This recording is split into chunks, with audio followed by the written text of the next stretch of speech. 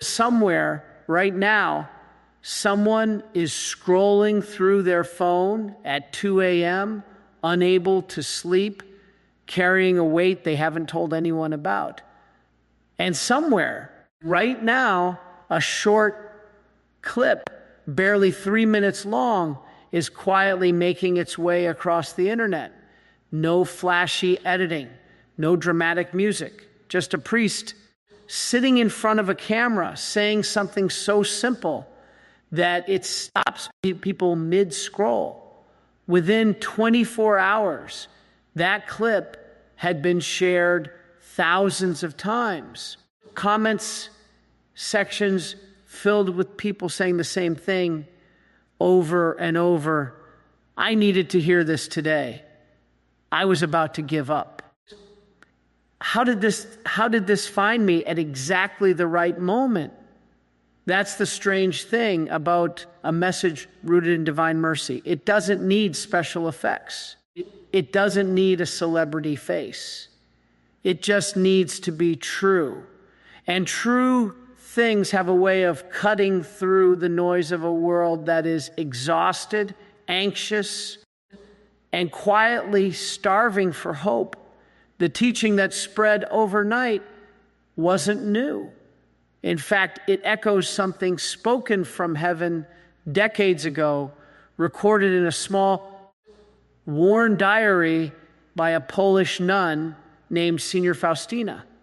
But somehow, when explained clearly in plain language for a generation drowning in guilt, comparison, and despair, it hit differently. This is the story of that message, why it spread, who it reached, and why, if you're watching this right now, there's a good chance it wasn't an accident that you found it either. Because here's the part almost nobody expects. The message isn't really about a viral video at all. It's about you and a door that has been standing open a lot longer than you think. Let's walk through exactly what it said. It started, as these things often do, without any fanfare. A short video was uploaded, no elaborate production, no thumbnail designed by a marketing team, nothing engineered to go viral. It was simply a recording of a talk on divine mercy, the kind of teaching that has been shared in parish halls and retreat centers for years. But something about the timing, the wording, and the way it was framed caused it to spread in a way nobody predicted. Within hours, the comments began stacking up. Not the usual scattered reactions you see on religious content, but something more raw. People weren't just saying, nice video, or God bless. They were confessing things. One person wrote that they had been planning to walk away from their faith entirely, and this was the last thing they watched before deciding to stay. Another wrote that they hadn't set foot in a church in over a decade because of shame over something they had done years ago, something they were certain could never be forgiven. A third simply wrote, I don't believe in coincidences anymore. To understand why a short teaching video could cause this kind of reaction, you have to understand what it was actually about. It wasn't a message about rules. It wasn't a message about being good enough, praying hard enough, or performing your way into God's good graces.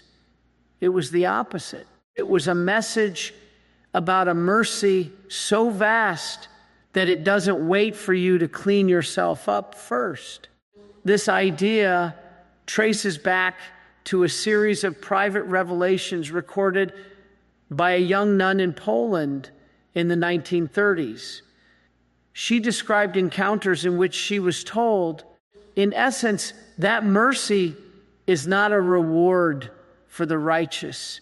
It is a rescue for the desperate. The greater someone's brokenness, the greater their claim on that mercy, not the smaller. This was a radical reversal of how many people, even lifelong believers, had quietly come to think about God as a scorekeeper, a distant judge tallying wins and losses, waiting to see if you'd earned his attention. The video reframed that entire picture. It described God not as someone standing at a distance with arms crossed, but as someone who runs, the way a parent runs toward a child who has fallen and scraped their knee, not stopping to ask what the child did to deserve help first. That single image, repeated in different forms throughout the clip, is what seemed to break through people's defenses. Why did it resonate so strongly now? Context matters. We are living through what many describe as a mental health crisis, unlike anything in recent memory. Rates of anxiety and depression among young adults have climbed sharply over the past decade.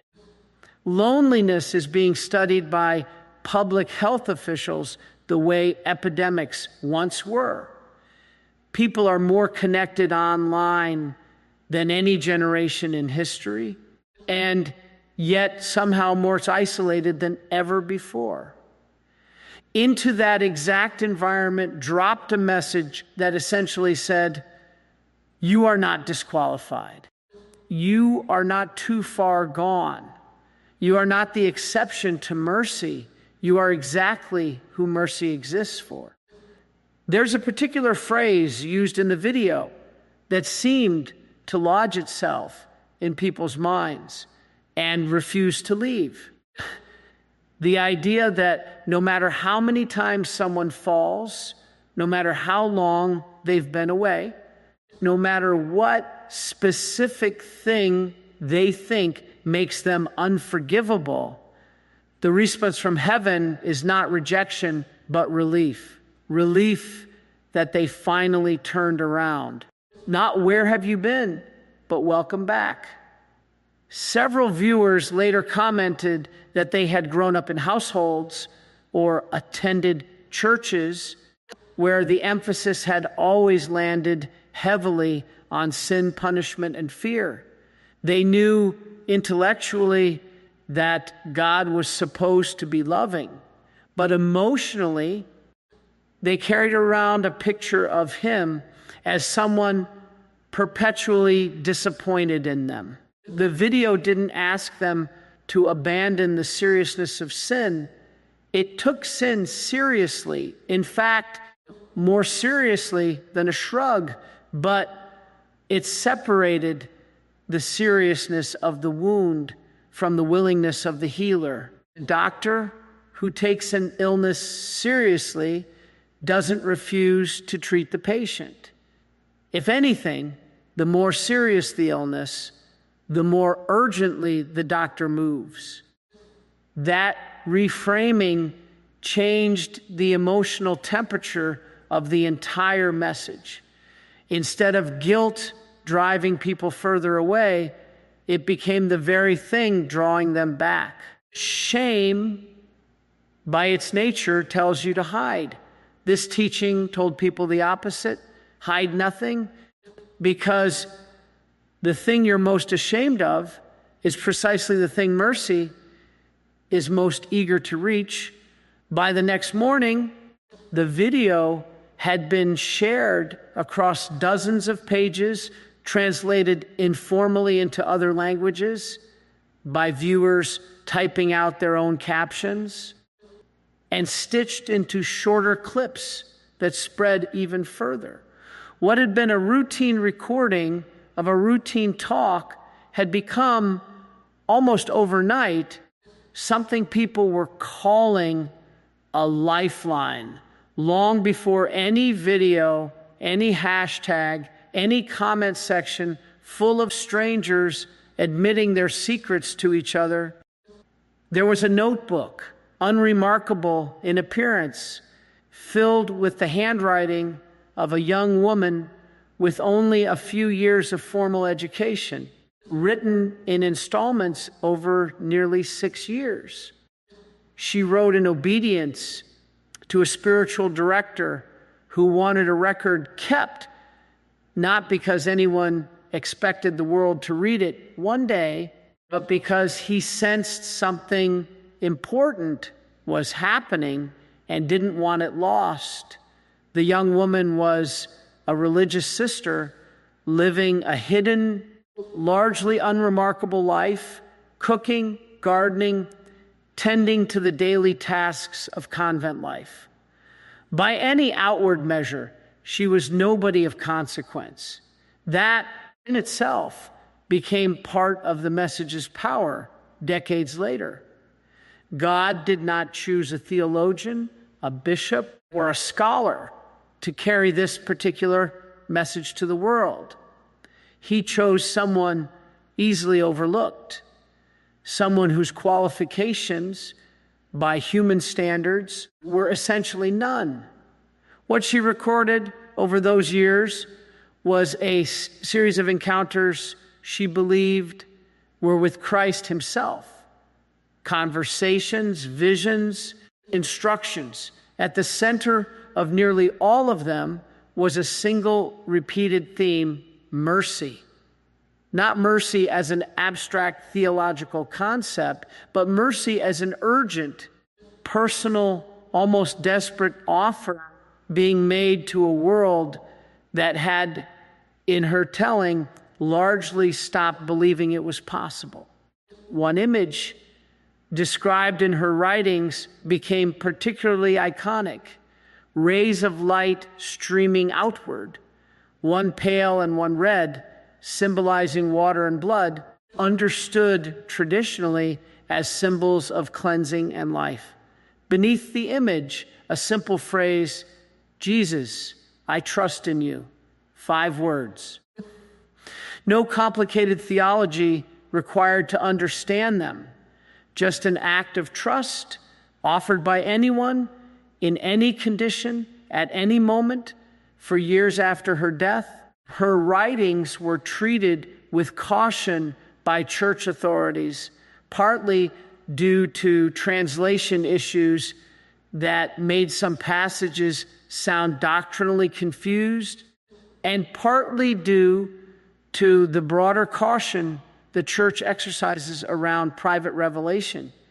It wasn't until decades later, after careful re-examination, that the original Polish texts were properly translated and the message was formally recognized and embraced at the highest levels of the church. A feast day was established, a devotion spread. What had once been dismissed as the imaginings of an obscure nun became one of the most widely practiced devotions in the modern church. This history matters because it explains something about why the viral video hit as hard as it did. The message wasn't invented by a content creator trying to find an angle. It wasn't a modern reinterpretation designed for social media. It was, in essence, an old message rediscovered, dusted off, translated into contemporary language, and handed to a generation that happened to be more starved for it than any before. There's something almost poetic in the fact that a message about being overlooked and unworthy came through someone who was, by the standards of her time, overlooked and considered unworthy of much attention. And there's something equally poetic in the fact that it resurfaced centuries later through the most overlooked and dismissed corner of modern life, a short, low-production video that nobody expected to matter either. Several viewers who commented on the video mentioned they had heard the phrase divine mercy before, but had never actually understood what it meant beyond a vague sense of God forgives. What the video did, drawing on this deeper history, was make clear that this wasn't a soft, watered-down version of forgiveness. It was something closer to rescue. The diary describes encounters in which the depth of human sinfulness is not minimized. If anything, it's described in stark, uncomfortable terms, but the response to that sinfulness is not backing away. It's leaning in. One detail from the historical record stood out to many who researched further after watching the clip.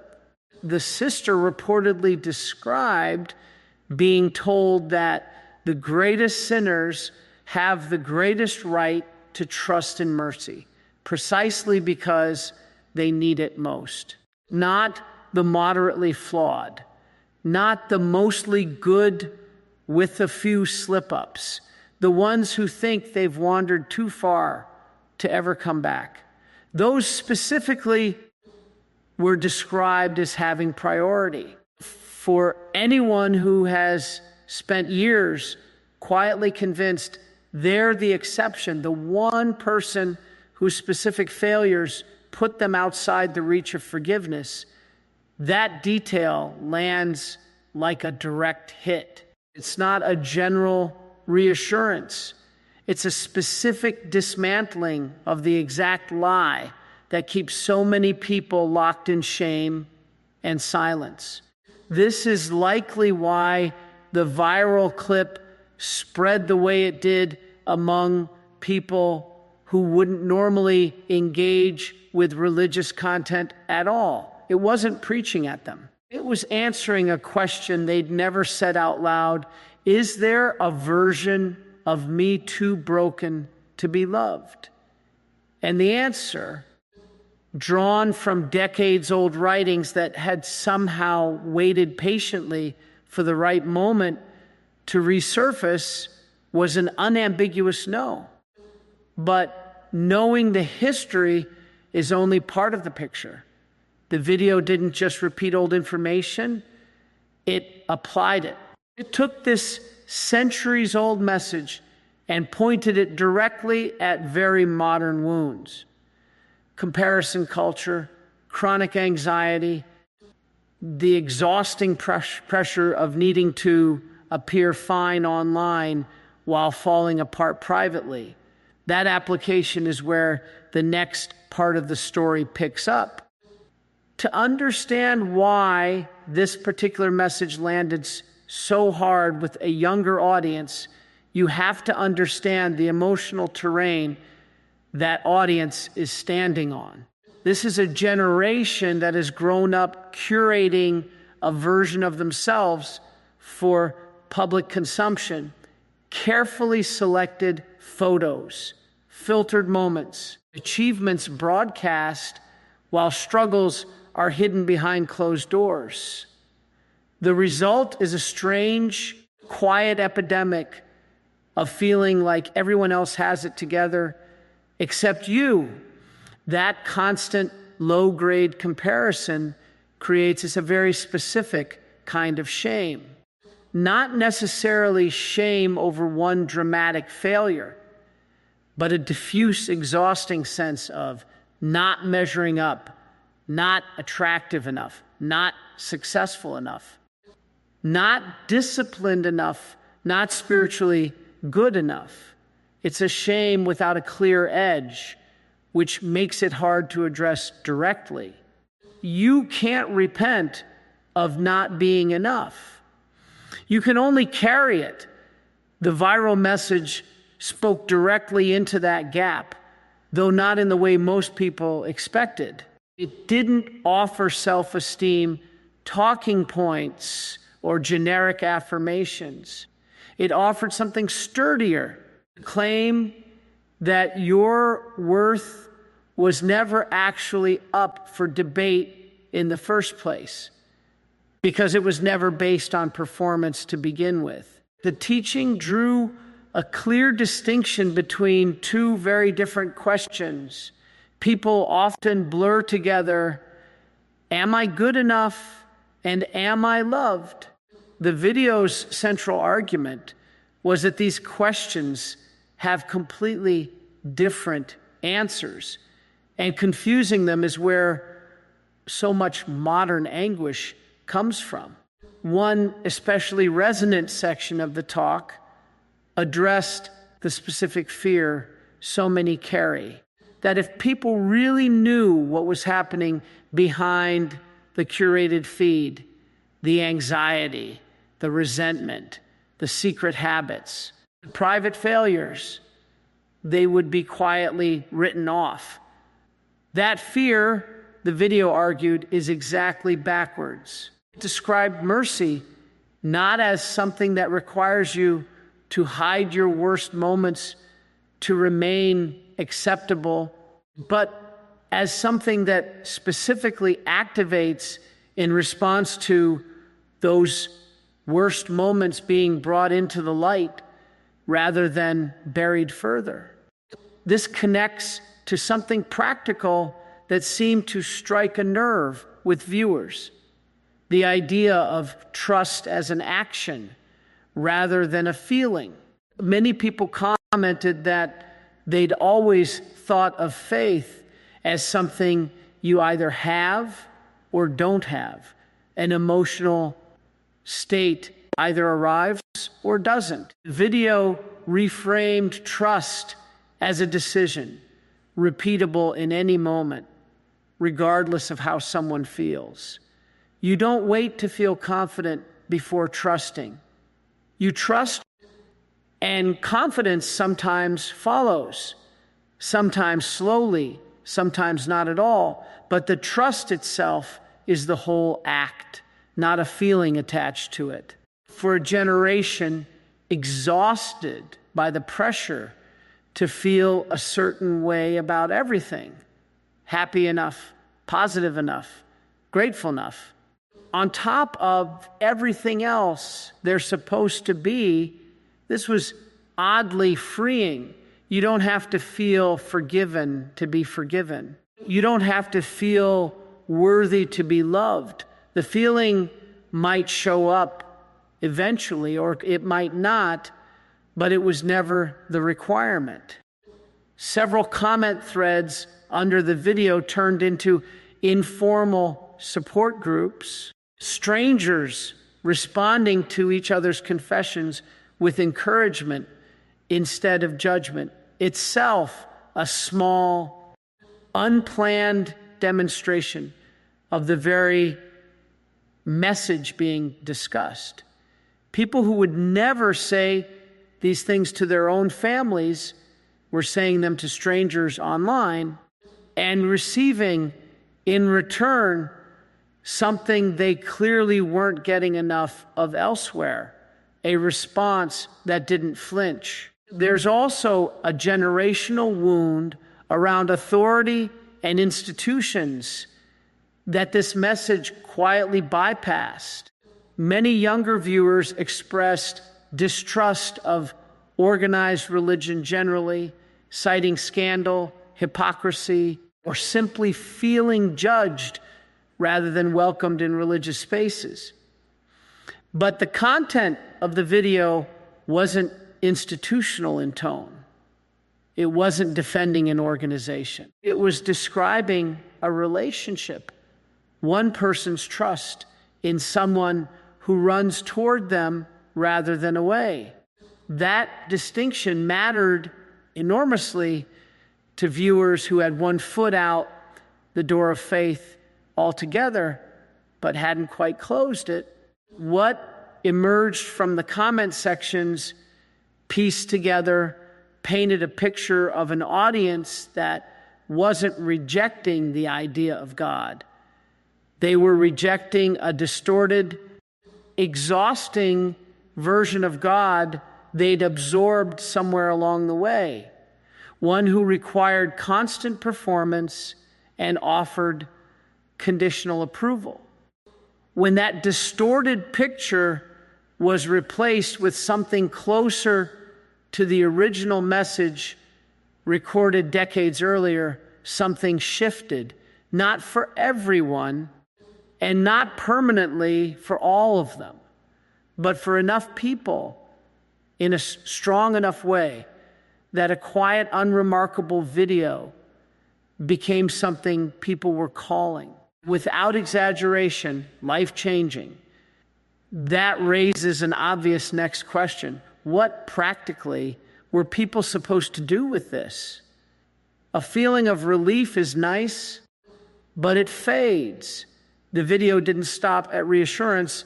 It moved into something more concrete. And that's where the real turning point of the message begins. If the first half of the message was about dismantling fear, the second half was about what to actually do next. Because relief without direction tends to evaporate within a day or two. This is where many viewers pointed to a specific section of the clip and said, almost word for word in the comments, "This is the part that changed everything for me." The turning point centered on a very old, very simple practice tied to this devotion. Showing up honestly in a moment of reflection or confession and saying 5 words, "Jesus, I trust in you," not as a magic formula, but as a decision made in the middle of doubt, not after doubt has been resolved. The video was careful to explain that this isn't about achieving a certain emotional state first. It's about making the act of trust the starting point, not the reward at the end of a long spiritual effort. For many viewers, this reframed something that had felt impossibly abstract into something almost embarrassingly small and doable. They didn't need a dramatic conversion story. They didn't need to have their entire life sorted out before approaching God. They needed to say 5 words and mean them as much as they currently could, even if as much as they currently could wasn't very much at all. Several people described trying this that same night, not with any expectation that it would fix anything, but almost out of desperation, the way you try something when you've run out of other options. And what they reported back in comment after comment wasn't fireworks or instant transformation. It was something quieter, a loosening, a sense that whatever they'd been carrying didn't have to be carried alone anymore. One person described as the first night in months they'd slept without the familiar knot in their chest. The video also addressed a common obstacle head-on, the fear of insincerity.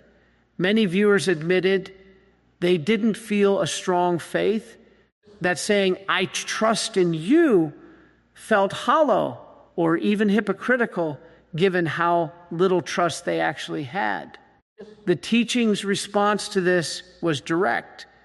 Trust that starts small, even trust that feels forced or thin, is still trust. Nobody is required to arrive with a fully formed, unwavering faith. The whole point of trusting in mercy rather than in your own spiritual performance is that the quality of your trust isn't what's being measured. The willingness to reach out at all is the thing that matters. This section of the video also touched on a practice associated with the same devotion. A particular hour in the afternoon, traditionally set aside for reflecting on this mercy. And a specific prayer repeated using ordinary rosary beads. The video described this not as a rigid obligation, but as an invitation, a regular, repeatable moment to return to this same truth, especially on days when the initial relief of the message had faded and old fears had crept back in, as they inevitably do. That detail, the acknowledgement that fear creeps back, seemed to matter a great deal to viewers. The video didn't promise a single moment of realization that would permanently erase doubt, shame, or anxiety. It described something more realistic, a practice you return to again and again, precisely because the old patterns of fear and self-condemnation don't disappear after one video or one prayer. They come back, and the response isn't despair that they came back. It's simply returning to trust again as many times as necessary. For an audience deeply familiar with the exhausting cycle of trying to fix themselves, failing and feeling worse for having failed,